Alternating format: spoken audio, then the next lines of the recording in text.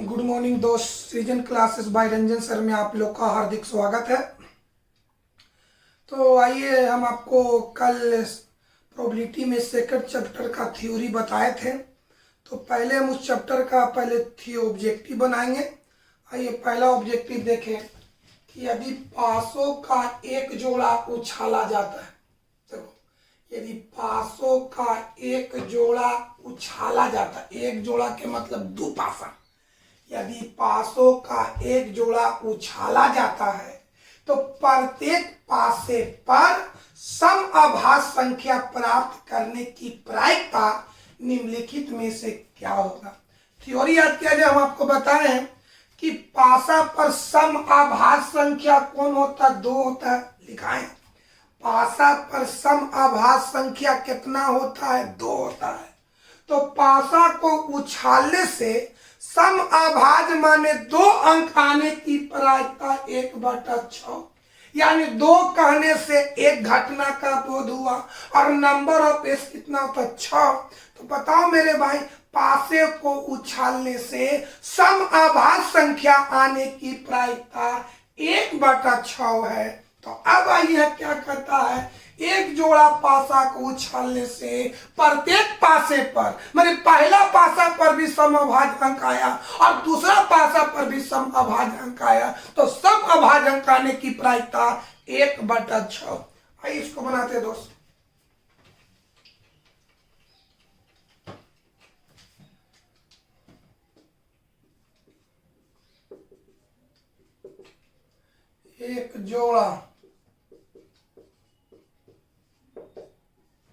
एक जोड़ा पासे को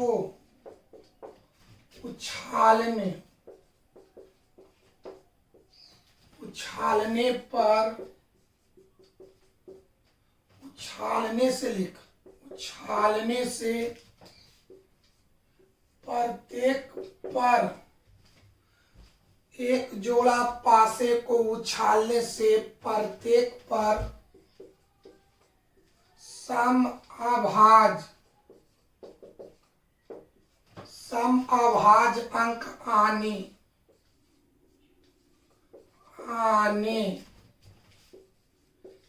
की प्रायिकता कितना होगा? बता बाबू। तो पहला पासा पर भी समअभाज्य अंक आया और दूसरा पासा पर भी समअभाज्य अंक आया, तो समअभाज्य अंक आने की प्रायिकता 1/6 गुने दूसरा पासा पर भी समअभाज्य अंक है तो 1/6, 6 36, यानी 1/36। इसके मुताबिक आपका आंसर डी होना चाहिए। देख लीजिए बढ़िया से।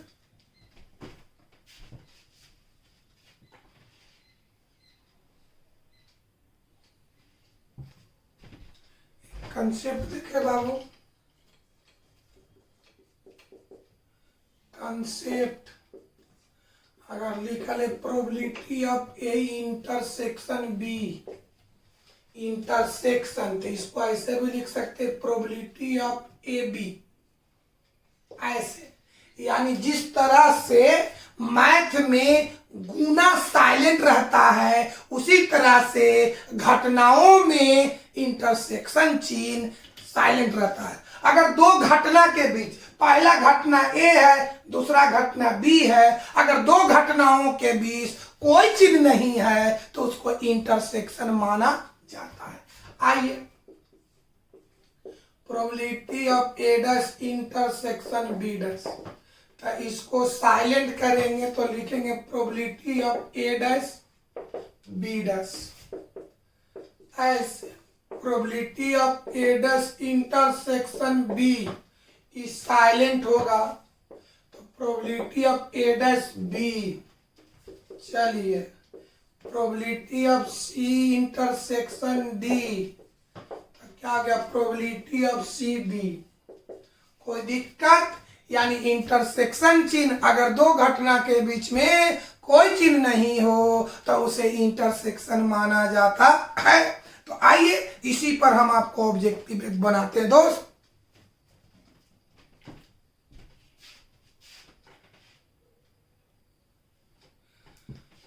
क्या कहता, दो घटनाएं ए और बी को परस्पर स्वतंत्र कहा जाता है।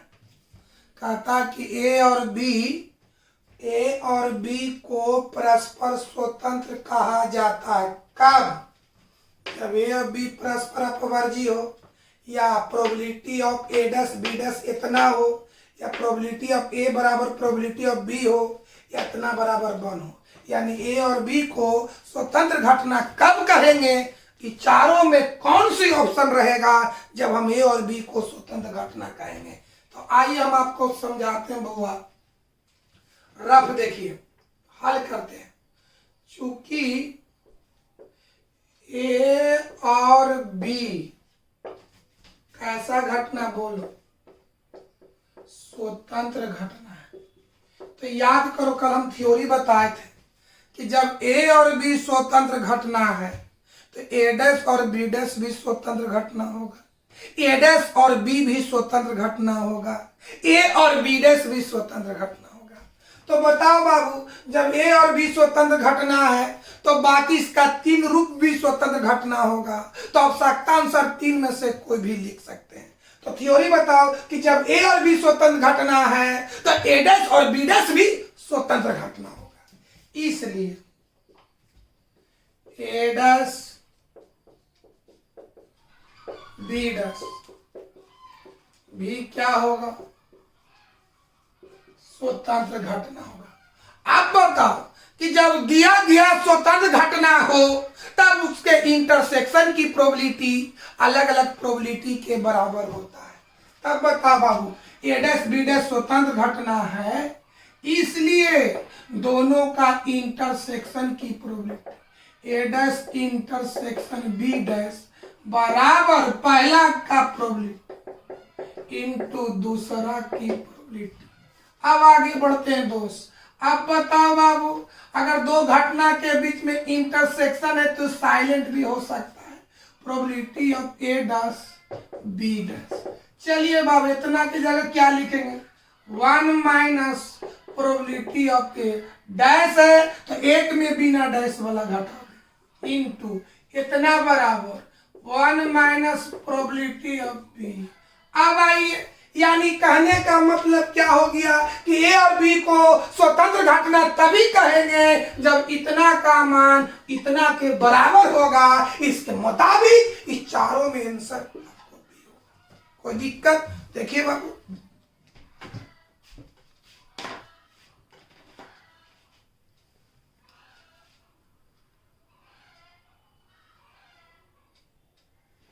हाँ दोस्त, ये बहुत अच्छा ऑब्जेक्टिव है दोस्त। देखा जाए, यदि प्रोबेबिलिटी ऑफ x बराबर x बटा 15, माने इतना का मान x बटा 15 होगा।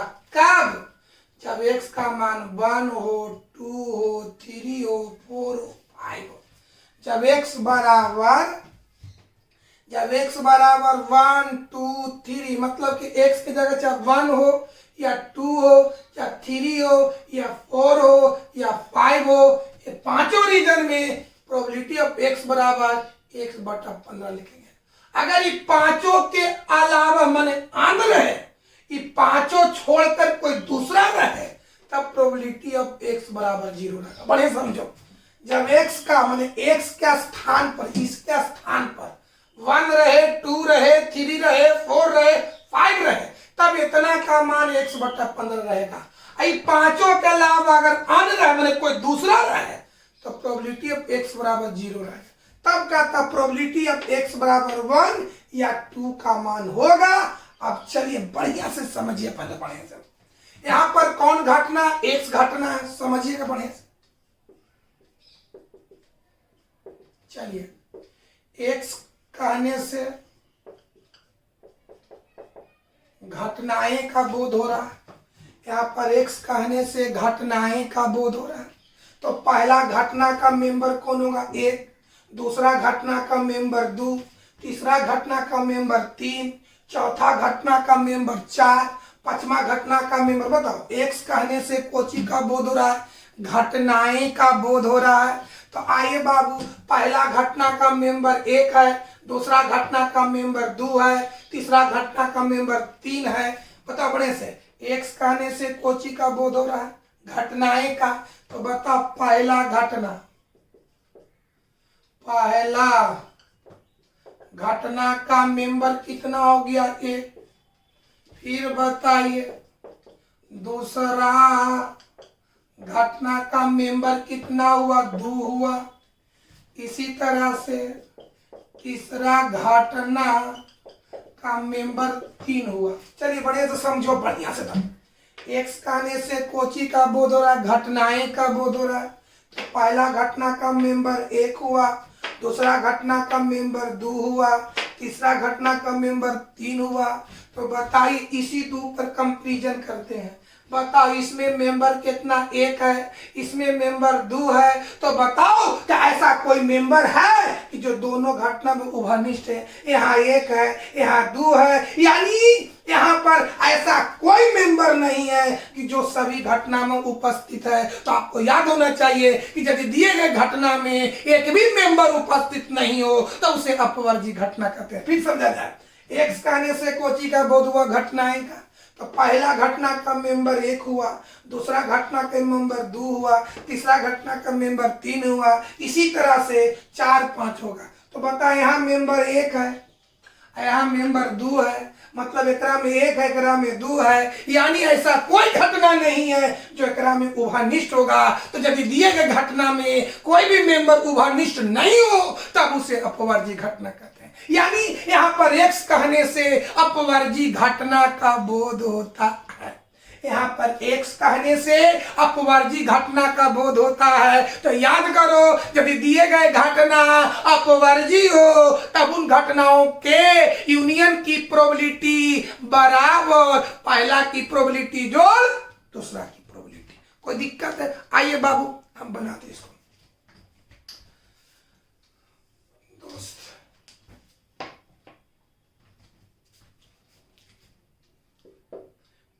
कि एक्स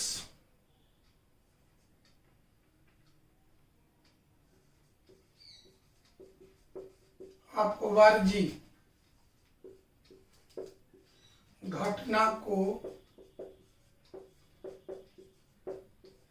दर्शाता है, तब हमको मान निकालना है प्रोबेबिलिटी ऑफ एक्स बराबर 1 या 2।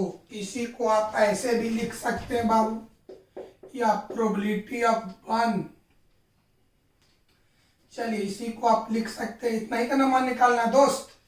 इसको इसका मान निकालना, प्रोबेबिलिटी ऑफ एक्स बराबर 1 या 2। इसको ऐसे भी लिख सकते हैं, प्रोबेबिलिटी ऑफ 1 या 2, या इसको ऐसे भी लिख सकते हैं, या का मतलब होता है यूनियन, या का मतलब होता है यूनियन। तो क्या प्रोबेबिलिटी ऑफ 1 यूनियन 2। अब चलिए बाबू, यहाँ पर 1 और 2 कहने से अपवर्जी घटना का बोध होता है। यहाँ पर 1 और 2 कहने से, बड़े इतना न लिख कर इतना भी लिखेंगे, या का मतलब यूनियन होता है। यहाँ पर 1 और 2 कहने से, 1 और 2 कहने से एक्स का बोध हो रहा है। एक्स कैसा घटना है? अपवर्जी घटना है। तो याद करो, यदि घटना अपवर्जी हो तो यूनियन की प्रोबेबिलिटी बराबर पहला की प्रोबेबिलिटी जोड़ दूसरा की प्रोबेबिलिटी। इतना बराबर पहला कौन है? 1 और दूसरा है कौन? तो पहला की प्रोबेबिलिटी प्रोबेबिलिटी ऑफ 1 जोड़ प्रोबेबिलिटी ऑफ 2। चलिए बाबू इसको देखिए,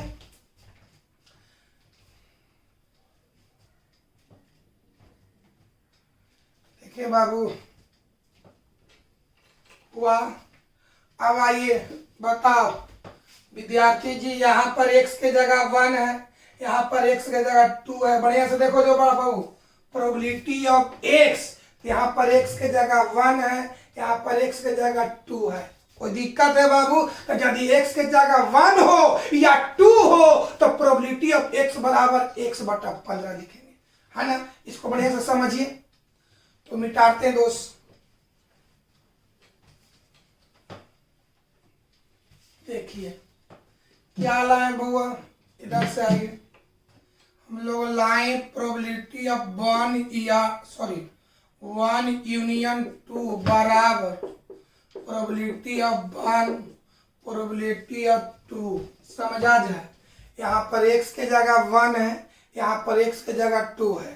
तो जब x के जगह 1 हो या 2 हो तो इतना बराबर x बटा 15, यानी प्रोबेबिलिटी ऑफ x बराबर x बटा 15। तो इसी आधार पर हम निकालेंगे प्रोबेबिलिटी ऑफ 1, तो x की जगह 1 तो 1 बटा 15। प्रोबेबिलिटी ऑफ 2, x की जगह कितना बाबू 2, तो क्या लिखेंगे 2 बटा 15। आइए बाबू प्रोबेबिलिटी ऑफ 1 का मान बोलो 1 बटा 15, प्रोबेबिलिटी ऑफ 2 का मान बोलो 2 बटा 15। 15 एलसीएम होगा, यहाँ 1 और 2 हो गया 3 बटा 15, 1 पंती 15, 1 बटा 5 आंसर होना चाहिए, ये आंसर।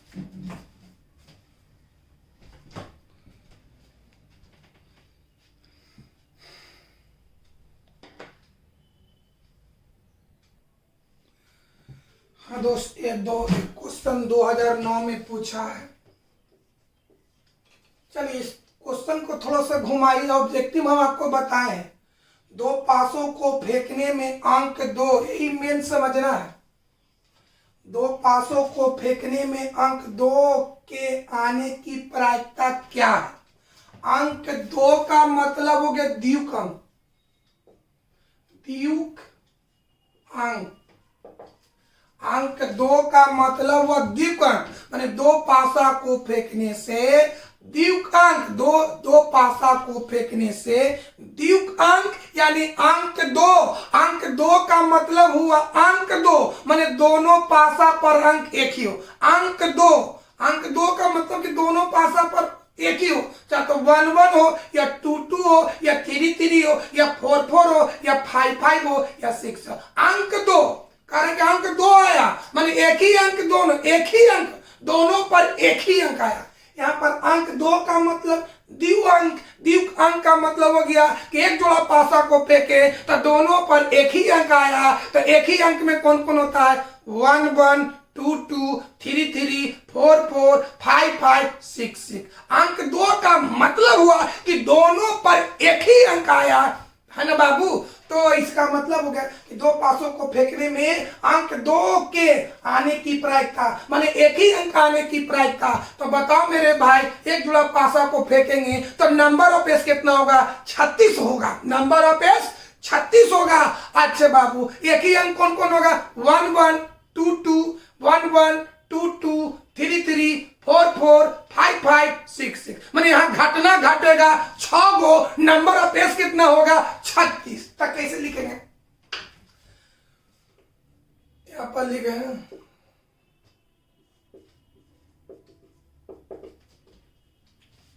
क्या होगा प्रायिकता बाबू?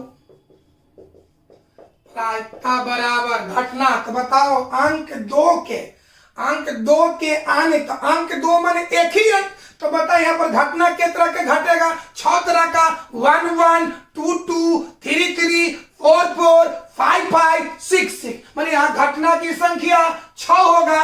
एक जोड़ 2 जोड़ा पासा को, सॉरी, ये 2 पासा को फेंकेंगे तो नंबर ऑफ एस कितना? 36। 1 बटा 6 आंसर बी होगा। कोई दिक्कत तो देखिए।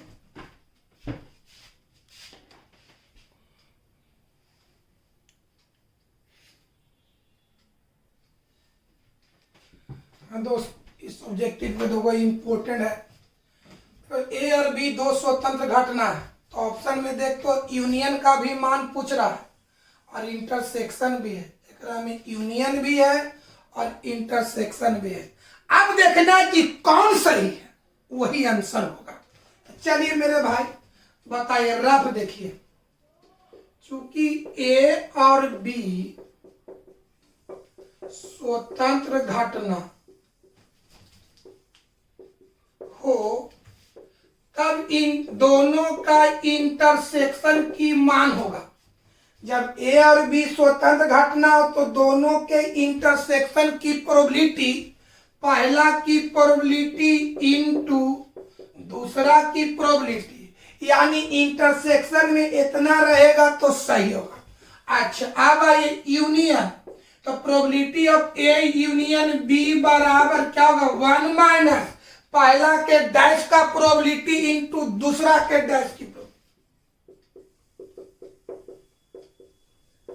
चलिए कोई दिक्कत है, बताओ बाबू, इतना का मान ई होगा, इतना का मान ई होगा, ये दोनों के मुताबिक मिलाइए, नीचे से मिलाते हैं, बताओ बाबू डी मिलाते हैं तो कोई यूनियन है, तो यूनियन का मान होना चाहिए 1 minus probability of A dash into probability of, माने इतना का मान इतना होगा। देखिए तो बाबू यूनियन का मान ये है, इसके मुताबिक मिल रहा है तो डी नहीं होगा। फिर यूनियन आया, यूनियन में क्या होता है 1 माइनस, लेकिन यह दे रहे 1 प्लस, तो ये भी गलत हो गया। बी मिलाइए, इंटरसेक्शन है तो इंटरसेक्शन का मान होने चाहिए probability of A into probability of B. बताओ तो इतना का मान इतना होना चाहिए, लेकिन ये दिया हुआ नहीं है तो ना डी है। एक तो मिला के देख लेते बाबू, इसमें जो दोनों में जो हूबहू मिल जाएगा वही आंसर होगा। तो ना डी मिल रहा है, डी यूनियन है तो यूनियन का मान मिल रहा है नहीं, यूनियन है तो मान मिल रहा है नहीं, इंटरसेक्शन है मान मिल रहा है नहीं, ये यूनियन है, यूनियन का मान 1 minus probability of A dash into probability of B dash है ना मेरे भाई। तो बताओ इतना का मान ई मिला के देख तो मिल रहा है, यही तुम्हारा आंसर होगा। कोई दिक्कत है, मतलब कि ए और बी स्वतंत्र घटना है तो इंटरसेक्शन का मान ई होगा, यूनियन का मान ई होगा, ये दोनों के मुताबिक इसमें मिलाइए, जो हूबहू मिल गया वही तुम्हारा आंसर होगा। ये चारों ऑप्शन में इसके मुताबिक मिलाइए, जो हूबहू मिल गया वही तुम्हारा क्या हो जाएगा, आंसर होगा। कोई दिक्कत है बाबू, आइए आइए अगला ऑब्जेक्टिव पर हम गौर करते हैं।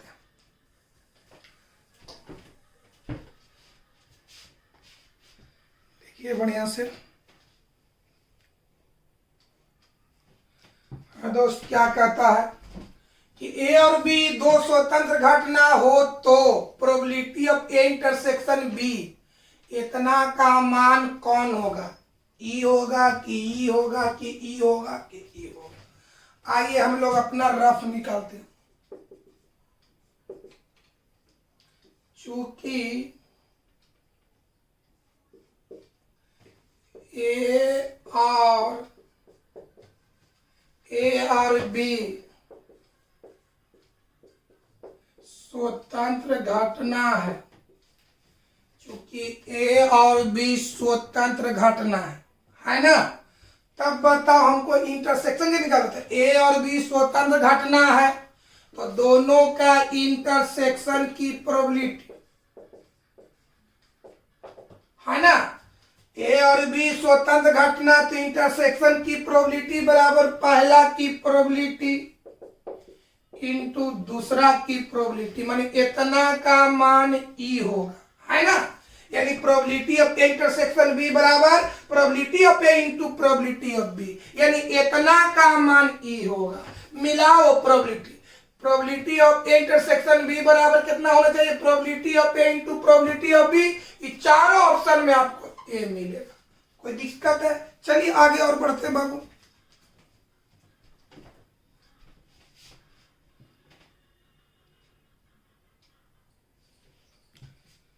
हाँ देखो बाबू क्या कहता है, यदि एस कोई प्रतिदर्श समिष्टि मतलब एस कोई सैंपल स्पेस है और ई कोई घटना है तो ई की प्रायिकता माने प्रोबेबिलिटी ऑफ ई क्या होगा। आइए तो प्रोबेबिलिटी ऑफ ई बराबर क्या, हम आपको बताए किसी घटना की प्रायिकता बराबर उस घटना की मेंबर संख्या, तो कौन घटना ई, तो ई का मेंबर बोलो नंबर ऑफ ई बटा नंबर, तो बोलो प्रोबेबिलिटी ऑफ ई का मान कितना होगा, नंबर ऑफ ई बटा नंबर ऑफ एस, इसके मुताबिक आपको ए मिलेगा। कोई दिक्कत है दोस्त, चलते आगे बढ़ते हैं।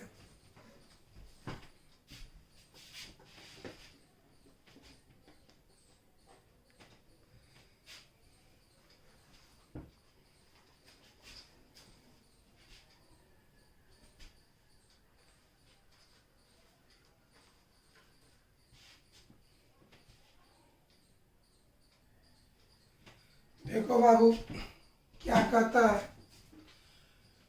कि ए बी और सी तीन स्वतंत्र घटनाएं हैं, तब तीनों का इंटरसेक्शन की प्रोबेबिलिटी हम आपको बताए थे कि यदि दिए गए घटना स्वतंत्र घटना हो तब उन घटनाओं की इंटरसेक्शन की प्रोबेबिलिटी उसके अलग अलग प्रोबेबिलिटी के गुणनफल के बराबर होता है।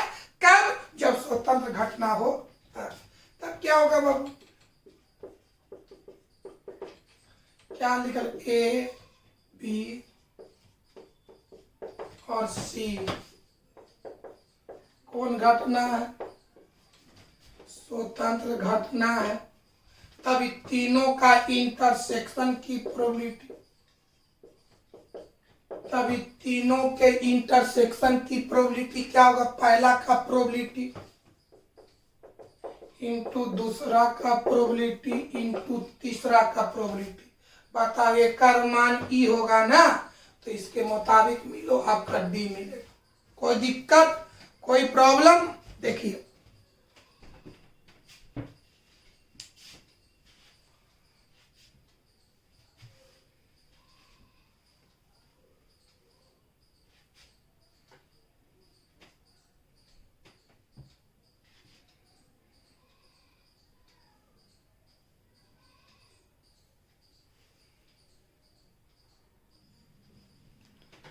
चलो बाबू देखो तो ए और बी दो स्वतंत्र घटनाएं हैं, ये चारों ऑप्शन में कौन होगा? तो देखो बाबू सब में A B dash A B dash A B dash A B dash. तो बताइए हमारा बाबू रफ देखिए कि चूंकि ए और बी स्वतंत्र घटना है, क्वेश्चन से दे देखिए ए और बी स्वतंत्र घटना है और ऑप्शन में दो घटना कौन कौन है? ए और बी डैश। क्वेश्चन में दे रहे ए और बी स्वतंत्र घटना है और ऑप्शन में चर्चा ए और बी डैश। तो जब ए और बी स्वतंत्र घटना है तो ए और बी डैश भी स्वतंत्र घटना होगा, इसलिए ए और बी डैश भी स्वतंत्र घटना होगा। आप बताइए जब ए और बी डैश स्वतंत्र घटना है तब इसके इंटरसेक्शन की प्रोबेबिलिटी बराबर पहला की प्रोबेबिलिटी इंटू दूसरा की प्रोबेबिलिटी, इसलिए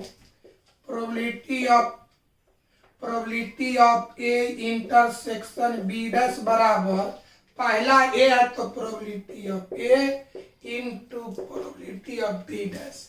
या अब बताओ इंटरसेक्शन तो साइलेंट होता है तो probability of A B dash बराबर probability of A into probability of B dash. कोई दिक्कत है बाबू? तो मिला के देखो, इसके मुताबिक हूबहू आपको सी मिलेगा। कोई दिक्कत दोस्त? देखिए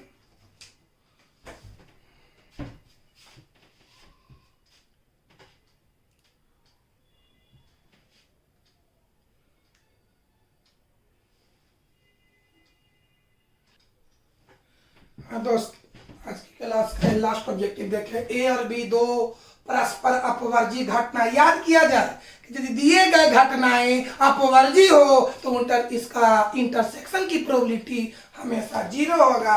ए और बी कैसा घटना है? अपवर्जी घटना है, तो दोनों घटना के इंटरसेक्शन की प्रोबेबिलिटी 0 होगा, यानी ये आंसर होगा। कोई दिक्कत है? तो इस तरह से इस चैप्टर का थ्योरी हुआ। अब कल हम आपको 13.2 एक्सरसाइज बनाएंगे, है ना बाबू? और देखिए बाबू थोड़ा सा लड़का वक्त कम है, इसलिए हम लोग अब हम इम्पोर्टेंट क्वेश्चन माने सब नहीं बनाएंगे। बात साहब बोल लेते, सब बनाने से वक्त बीत जाएगा। जो क्वेश्चन इम्पोर्टेंट है, ज़्यादा जो फालतू है वो कभी एग्जाम में नहीं पूछा है, बेढंगा टपका है, तो उसको हम नहीं बनाएंगे दोस्त। अगर बनाने के मन है तो जब क्लास खुलेगा तो उसी टाइम हम आपको बनाएंगे। आज की क्लास को समाप्त करते हैं।